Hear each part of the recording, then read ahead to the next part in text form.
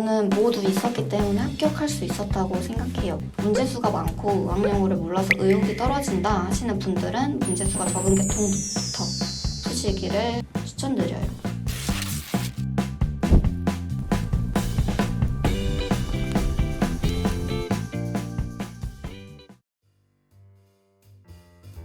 의료 및 보건 지도 등에 관한 기록 및 정보의 분류 확인 유지 관리를 주된 업무를 합니다. 보건교육사는 개인, 집단, 산업체 및 지역사회가 체계적이고 효율적인 보건교육을 통하여 건강상 바람직한 행동을 자발적으로 할 수 있도록 교육하고 환경을 조성하며 사전 예방적 건강관리 사업을 수행함으로써 국민의 질병을 예방하고 건강을 증진하는 전문 직업인입니다. 병원 행정기능 전문 인력 양성을 위해 제정된 제도입니다. 자격증 취득 후 총무, 원무, 인사, 기획, 관리 등을 수행할 수 있습니다. 의료보험에 관한 수가 적용, 진료비 청구 및 이에 따른 재방관리 업무를 담당합니다. 보건의료 정보관리사는 12월에 있고 보건교육사는 2월, 병원행정사, 건강보험사는 11월에 있습니다. 다 1년에 1회씩 시험을 봅니다. 하루 동안 오전에 필기를 보고 점심을 먹고 나서 오후에 실기를 봅니다. 오전 9시 시작해서 3시 35분에 끝나요. 1교시에는 보건의료 정보관리학 1과목을 보고 2교시에는 보건의료 정보관리학 2를 보고 의료관계 법규 보고 3교시는 실기시험을 봅니다. 시험 공부를 하기 전에 과목별 문제, 출제 비율을 알고 과목마다 비중을 달리해서 공부하는 게 중요하다고 생각을 해요. 필기시험에 있어서는 매 과목의 만점의 40% 이상, 전 과목 총점의 60% 이상 득점한 자를 합격자로 하고 실기시험에 있어서는 만점의 60% 이상의 득점한 자를 합격자로 합니다. 이미지를 띄워드릴 테니 한번 참고해주세요. 이것도 이미지를 띄워드릴 테니 한번 참고해보세요. 보건의료 정보관리사는 3-4개월 정도 했습니다. 보건교육사 2급은 일주일 이내로 공부했어요. 수업을 열심히 들어왔던 게 도움이 되기도 했고 운이 좋았던 편인 것 같아요. 일주일 이내로 공부하는 거는 절대 추천 안 합니다. 안정적으로 합격하시려면 2급은 과목 수가 많기 때문에 2달 정도는 하실 것을 추천드려요. 3급은 한 달로도 될 것 같습니다. 병원 행정사 건강보험사는 보건의료정보관리사 공부 병행 중이신 분들이라면 1-2주 정도도 괜찮을 것 같습니다. 고등학교 때 병원에서 일하고 싶어서 간호사가 되고 싶었어요. 근데 간호사 분들이 쓴 책을 읽다 보니 저와는 좀 맞지 않겠다는 생각이 들었습니다. 그래서 병원에서 일하는 다른 직업을 생각하고 있었는데 진로 설계 시간에 의무기록사에 대해서 알게 되었어요. 그래서 그때부터 의무기록사가 하고 싶어서 대학교를 보건계열로 전공했습니다.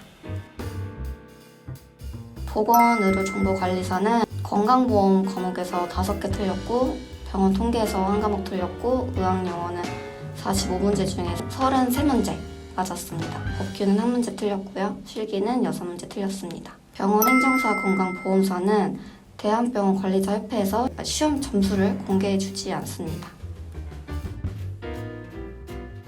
보건의료정보관리사는 전체적으로 에듀팩토리 필통과 대한보건의료정보관리사협회에서 나오는 국가시험 예상문제집이 있어요. 그것을 추천드리고 의학용어는 아카데미아 문제집을 추천드립니다. 실무는 공문사와 수문사를 추천드립니다. 보건교육사 2급은 시대고시 보건교육사 3급을 추천드리고요.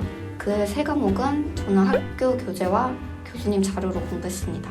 조사반복론은 사회조사 분석사 2급 필기 기출문제로 공부했습니다. 병원행정사 건강보험사는 보험과 국가공인 병원행정사 건강보험사 포함 요약정리와 예상문제집으로 공부했습니다. 병원행정사 건강보험사는 병원 업무부에서 우대합니다. 보건교육사는 건강보험공단 건강직 자격요건이에요. 그리고 보건의료정보관리사는 병원, 그리고 군무직, 그리고 또 심사직 또는 CRC로 취업 가능합니다. 저는 의학용어는 개념책을 안 보고 아카데미아 책을 다 보고 한 달 반 동안 3회독 정도를 했어요. 하루에 한 개통씩 푸는 걸 추천드립니다. 책의 순서대로 하셔도 되고 문제수가 많고 의학용어를 몰라서 의욕이 떨어진다 하시는 분들은 문제수가 적은 계통부터 푸시기를 추천드려요. 제가 이렇게 했는데 훨씬 낫더라고요. 그리고 책에 풀지 마시고 공책에 먼저 푸시고 나중에 책에 풀어주세요. 3회독이 끝나면 저절로 의학용어가 익숙해지고 다는 아니겠지만 어느 정도 외워졌을 거예요. 그 후에는 답을 보지 않고 풀어보세요. 이때 틀린 거나 모르는 건 따로 정리하고 계속 반복해서 보셨으면 좋겠습니다. 건강보험은 문제를 먼저 풀고 이론 공부를 했어요. 이론 공부를 먼저 하다 보면 숫자가 많아서 헷갈렸기 때문에 문제를 먼저 풀고 개념을 익혔고 익숙해져서 이론에서 지역적인 보험 내용을 외웠습니다. 통계는 전체 내용을 2, 3회독 해주세요. 특히 공식은 안 까먹기 위해 자주자주 봐줬습니다. 공식만 외우는 것보다는 계산 문제로 식에 대입해서 풀어주는 것이 더 좋아요. 법규는 국가법령정보센터에서 인쇄해서 한번 훑었어요. 그리고 교재로 중요한 부분 중심으로 한 번 더 보고 문제를 풀었어요. 8개만 맞아도 돼서 많은 공부량이 필요한 건 아니지만 저는 법규에서 점수를 먹고 들어가고 싶어서 만점 받자는 생각으로 공부했습니다. 감염병 부분은 한지혜님 유튜브만 봐도 저절로 외워져요. 시험 끝난 지 5개월이 지났는데도 아직 외우고 있습니다. 실기는 의학용어가 어느 정도 공부가 된 상태에서 풀 수 있겠다 싶어서 10월부터 시작했던 것 같아요. 처음에는 일단 풀어주시고 풀고 채점을 한 후에 틀린 부분은 왜 틀렸는지 보고 넘어가면 될 것 같습니다.